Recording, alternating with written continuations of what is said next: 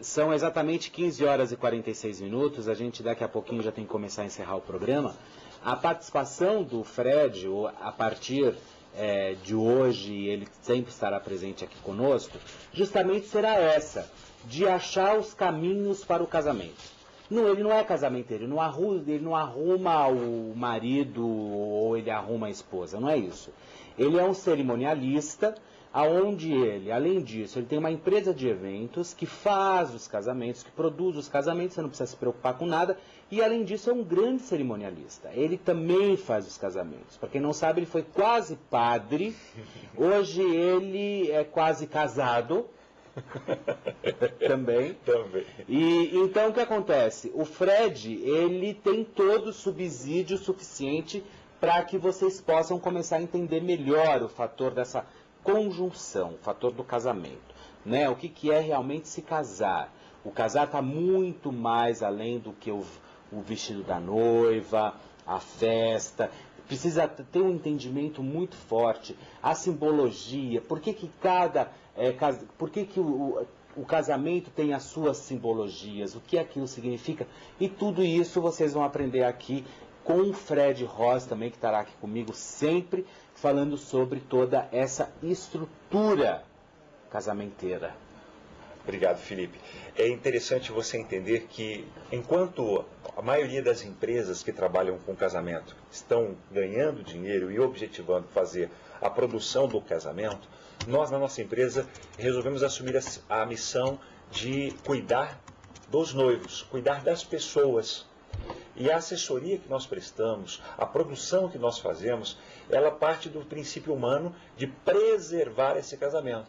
Todas as decisões que você vai tomar antes para o casamento, ou pelo menos para o período de casamento, porque o casamento ele não necessariamente precisa acontecer em uma única cerimônia. Ele pode ser um conjunto de cerimônias que podem levar até um ano. Nós estamos acompanhando um casal desde o mês passado. Eles fizeram a primeira cerimônia agora em junho, uma cerimônia intimista para 80 convidados num grande restaurante, onde ao meio-dia nós fizemos uma celebração civil. Eu faço a celebração também. A celebração é hoje um dos principais motivadores do meu trabalho, porque como celebrante eu me envolvo com as pessoas.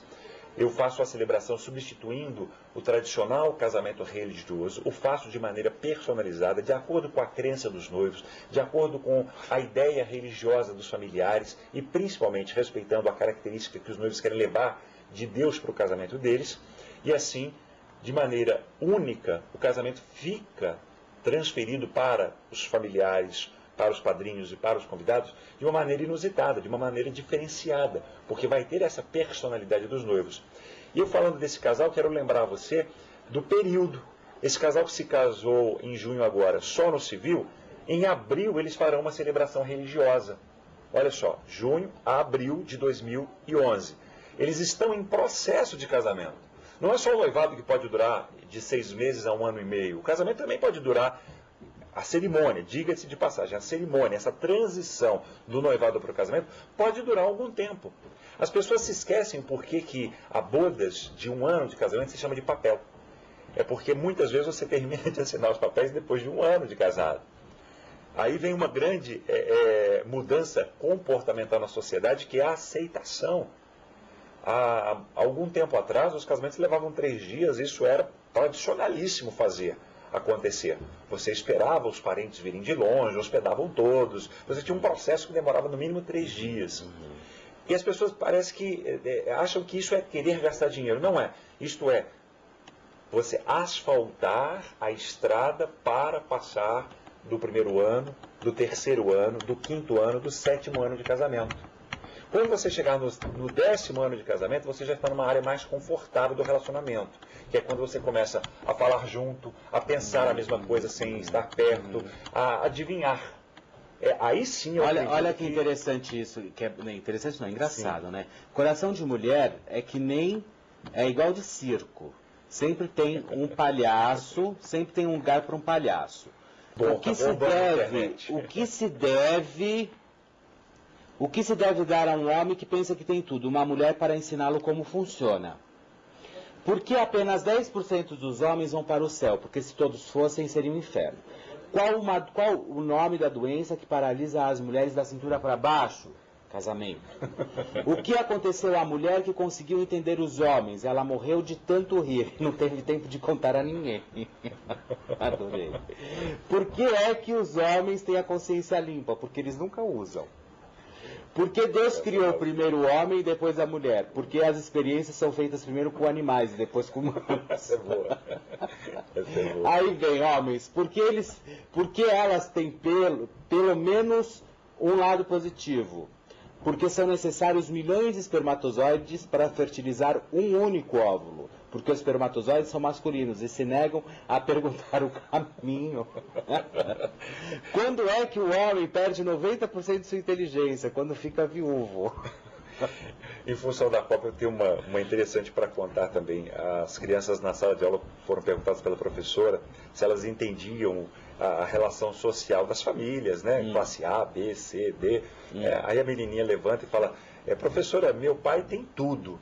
Aí a professora falou, não é assim, seu pai não pode ter tudo. Ele tem, por exemplo, um avião?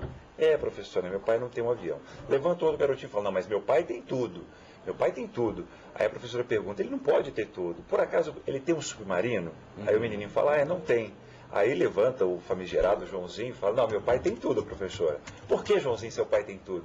Olha, semana passada minha irmã apresentou o namorado dela para o meu pai.